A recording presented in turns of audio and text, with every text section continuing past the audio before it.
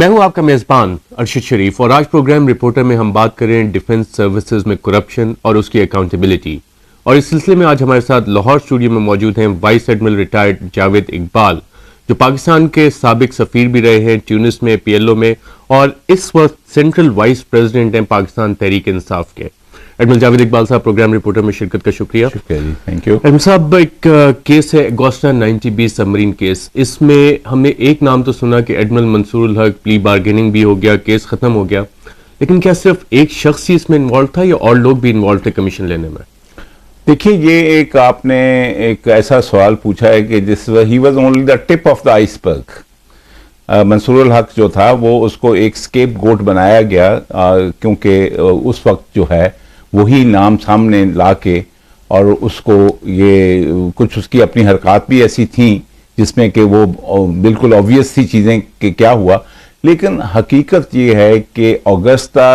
90 bravo की deal जो है वो मंसूर हक के चीफ बनने से पहले हो चुकी थी।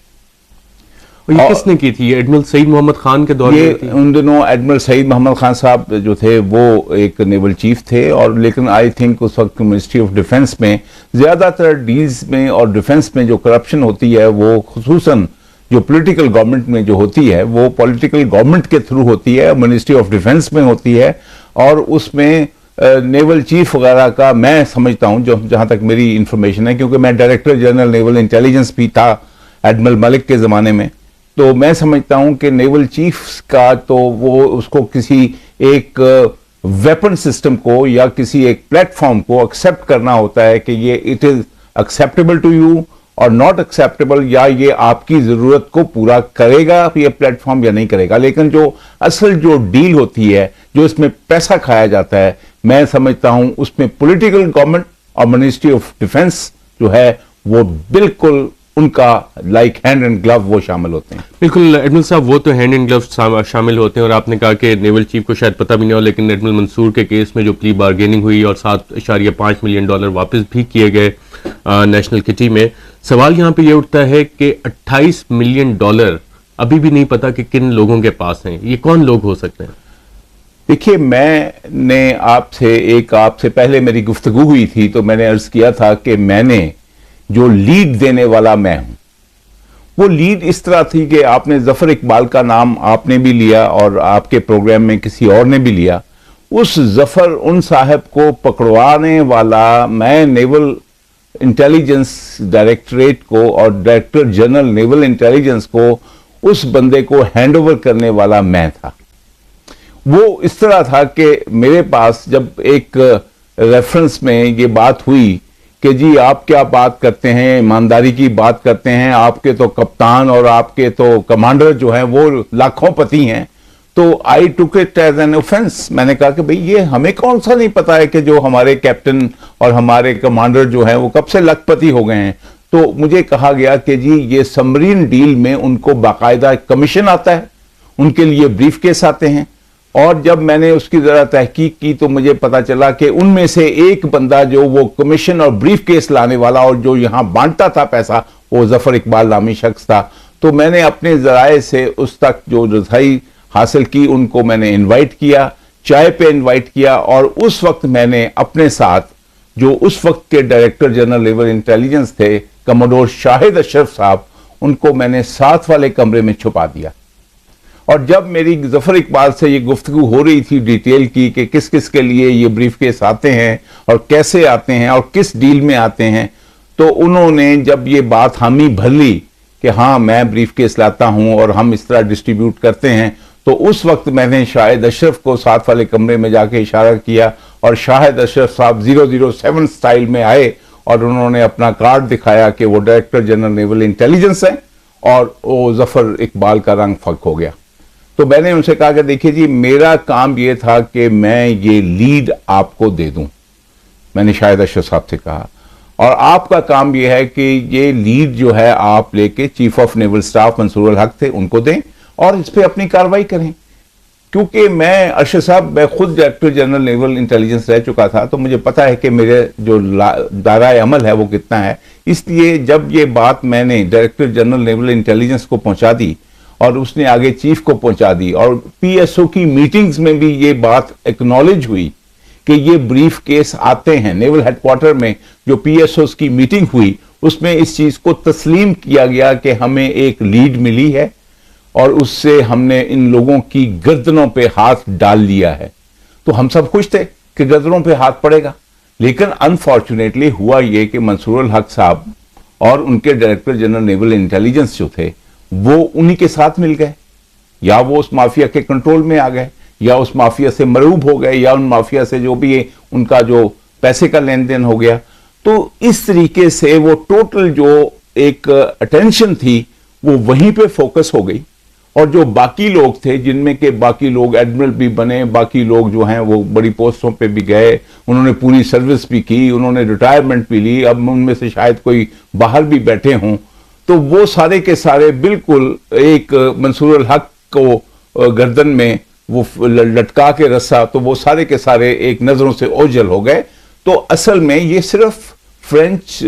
सबमरीन की डील ही नहीं थी, मिराजेस की डील। साहब, हम मिराजेस की डील पे भी आते हैं, टैंक्स की डील पे भी आएंगे, यूक्रेनियन टैंक्स का भी इशू है। आपने कहा कि जफर इकबाल को जब आपने अरेस्ट करवाया तो उन्होंने बताया कि वो किन किन लोगों को ब्रीफकेस देते हैं, और ये पीएसओ की मीटिंग में भी आपने कहा डिस्कस हुआ, नाम भी वहां पे डेफिनेटली आए होंगे, कुछ नाम लेना आप चाहेंगे? मुझे अभी ज्यादातर तो नाम याद नहीं है, लेकिन एक अपना मेरा ख्याल है कि अलवी साहब थे, कैप्टन अलवी थे, उनका नाम बीच में आ रहा था, और एक आध और नाम है, लेकिन ये सारे रिकॉर्ड पे हैं। ये जो 3-4 नाम जो उन्होंने लिए थे वो रिकॉर्ड में हैं। उसके बाद जब मैंने 1-2 दफा पूछा डायरेक्टर जनरल से कि भाई क्या प्रोग्रेस हो रही है, तो हमें बताया गया कि हम बिल्कुल उसको फॉलो कर रहे हैं, और अभी हम लोगों को छापा मार के और उनको पकड़ा जाएगा। और हत्ता उसने मजाक में मुझे कहा कि आपके लिए भी ब्रीफ केस आया। मैंने कहा खुदा के लिए मेरा ब्रीफ केस दूर ही रखो, मुझे ब्रीफ केस नहीं चाहिए वो। लेकिन ये हकीकत है कि जो बाकी लोग थे सारा, जिसमें कि कंस्ट्रक्टर भी शामिल थे जो सबमरीन में, असल में जो मंसूर अल हक साहब ने जो बात की थी, उन्होंने पंगा डाला था बीच में। He threw a spanner in the deal, कि जो 3 सबमरीनें जो बननी थी, और जो डील में जो सबमरीन जो पाकिस्तान में बननी थी, तो उसमें जो कंट्रोल था वो उसमें ही थ्रू स्पैनर, और उसमें उन्होंने जाके खामखा में, ऐसे ही है जैसे हाथी गुजर जाए और दुम रह जाए तो आप अपना हिस्सा उसमें से। एडमिरल जावेद साहब, इस हाथी और दुम की हम गुफ्तगू जारी रखेंगे कि अगोस्टा 90B के केस में हाथियों वाले ब्रीफ केस किसके पास गए, और क्या जैसे कैप्टन ZULV का नाम आया वो सिर्फ दुम के हवाले से था, असल हाथी किधर है? एक वक्फे के बाद रहे हैं डिफेंस सर्विसेज में कॉन्ट्रैक्ट्स, उनमें करप्शन और अकाउंटेबिलिटी की। और ब्रेक पे जाने से पहले नाजरीन, बात हुई कि अगोस्टा 90B केस में शायद हाथी की दुम पकड़ी गई है, लेकिन $28 मिलियन का हिसाब अभी तक नहीं मिल रहा कि वो $28 मिलियन का कमीशन किसने लिया। एडमिरल जावेद इकबाल साहब, आपने एक नाम तो लिया, कैप्टन ZULV, जो कि कॉन्ट्रैक्टर थे, जो ब्रीफ केसेस लाया करते थे, जो डिस्ट्रीब्यूट भी किया करते थे। एक आपने नाम लिया जफर इकबाल का, जो कि प्राइवेट एजेंट था। इसके अलावा कौन लोग थे? मिनिस्ट्री ऑफ डिफेंस का भी कोई रोल बनता है इसमें? देखिए, ज्यादा रोल तो मिनिस्ट्री ऑफ डिफेंस ही का बनता है, बिकॉज ये पॉलिटिकल पार्टी का जो था वो रूल था, पीपल्स पार्टी का रूल था, और उसमें मैं समझता हूं कि जो सबसे ज्यादा जिम्मेवारी बनती थी इस केस को really to tear it apart, और इसका किया जाता, तो जो बाद में सब्सिक्वेंटली जो चीफ आए मंसूर अल हक के बाद, जिसमें फसी बुखारी साहब थे, जिसमें अजीज मिर्जा साहब थे, और जिस जमाने में ये केस पकड़ा गया है उस जमाने में आप ये देखिए कि जो अजीज मिर्जा साहब थे वो मिनिस्ट्री ऑफ डिफेंस में थे। तो मैं ये समझता हूं कि उनके ऊपर ये एक बर्डन था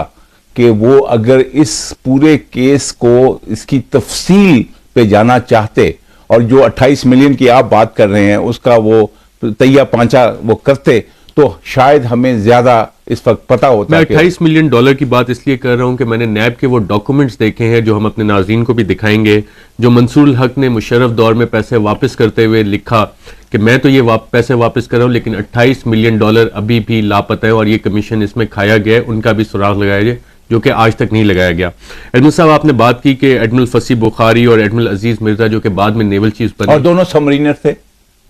दोनों सबमरीनर थे, तो उनपे तो मतलब है कि एक ओनस बनता था ना कि एक सबमरीन डील को अगर उन्होंने अनकवर करना है तो वो उस हद तक जाते कि पूरी एक जो है उसकी एक डिटेल जो है वो नेवल हेडक्वार्टर के या नेवी के सामने आ जाती। तो वो मैं समझता हूं कि ये कवर अप अगर हुआ है तो ये बाद में ये इन लोगों की उसमें देखिए फॉर्चुनेटली या अनफॉर्चुनेटली जो उस वक्त टॉप ब्रास था वो सारा का सारा सबमरीन कमांड से था। उसी आबिद मुजतबा कंस्ट्रक्टर थे, एयू खान साहब थे वो सबमरीनर थे, खालिद मीर साहब जो थे सबमरीनर थे, उसके बाद आपका अल्लाह भला करे अजीज मिर्जा सबमरीनर थे, फसी बुखारी सबमरीनर थे। ये सारे एडमिरल्स की ये सारे एडमिरल बने हैं, ये सारे एडमिरल, ये सारे कुछ एडमिरल थे और बाद में बने। मेरा मकसद कहने का ये है, मैं ये नहीं कहता हूं कि इन्होंने अपनी हतल वसा कोशिश नहीं की होगी, लेकिन मुझे यकीन है कि इनके ऊपर जरूर इन्फ्लुएंस आई होगी। देखिए ना, क्योंकि जब परवेज मुशर्रफ का जमाना आता है तो जो चोर है, डाकू अगर आ जाए तो चोरों के तो ऐश हो जाते हैं कि वो दब जाते हैं। तो मैं तो परवेज मुशर्रफ को डाकू कहता हूं, परवेज मुशर्रफ खुद डाकू था। तो अगर लेकिन आप उस वक्त एम्बेसडर भी तो थे जब परवेज मुशर्रफ आया। जी, जब परवेज मुशर्रफ आया तो मैं उस वक्त एम्बेसडर था और परवेज मुशर्रफ ने मुझे दोबारा एम्बेसडर बनाने की ऑफर दी। इसने 12 अक्टूबर को टेक ओवर किया और 13 या 14 अक्टूबर को मुझे दोबारा, मुझे ही नहीं बल्कि बाकी जर्नैलों को, एयर मार्शलों को और एडमिरलों को इसने अपने पेटी बंद भाई समझ के सबको ऑफर की कि you continue as ambassador of the new regime. अल्हम्दुलिल्लाह Arshad sahab, I want to say it on record कि अल्लाह ताला ने मुझे उस वक्त ये इज्जत बख्शी कि मैं 16 अक्टूबर को उस खत का जो जवाब दिया, I wrote it in English and I wrote to Pervez Musharraf, my dear general, अस्सलाम वालेकुम, I hope my letter find you in best of health. I will not congratulate you on assumption of your new office because this calls for prayers and not felicitations.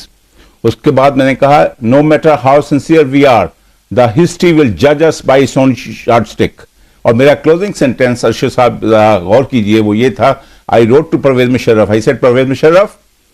remember a child born outside the wedlock never enjoys legitimacy and we are no Christ. इसके ऊपर मेरा इस जवाब जो है, जो उस वक्त के फॉरेन सेक्रेटरी थे आपका, वो कौन थे, दिलशाद साहब थे, आप दिलशाद फॉरेन सेक्रेटरी जी, दिलशाद साहब से पूछ सकते हैं उनको ये खत मेरा ऑफिशियल लेटर पैड पे मिला था कि नहीं। उसकी पादाश में मुझे फिर वो सफारत से फारग किया गया और जो कुछ फिर मैंने अगले 10 साल भुगता है वो एक सेपरेट स्टोरी, आई थिंक वो पर्सनालिटी बीच में ना लाए। एडमिरल साहब अक्सर ये बात नहीं, लेकिन बात देखिए अर्शद साहब, मैं आपको नहीं जाऊँ, नहीं देखिए, आप भागिए नहीं, आप आर्मी के नाम आते ही भागते हैं, मत भागिए। द फैक्ट इज के जब जर्नैलों का नाम आता है तो यही मीडिया और यही सारे जो जानना चाहते हैं ट्रूथ, वो भाग जाते हैं। असल में मुझे बताइए कि जिस आदमी ने एंडोर्स किया परवेज मुशर्रफ को, जिन जर्नैलों ने, चाहे वो सर्विंग थे या वो रिटायर्ड थे, आज वो मजे में यहां पे, उस वक्त उसके जमाने भी लूट को सूट उन्होंने की और अब भी मजे में यहां बैठे हुए हैं। और उसने 8 साल उसने बिला शिरकत गैरे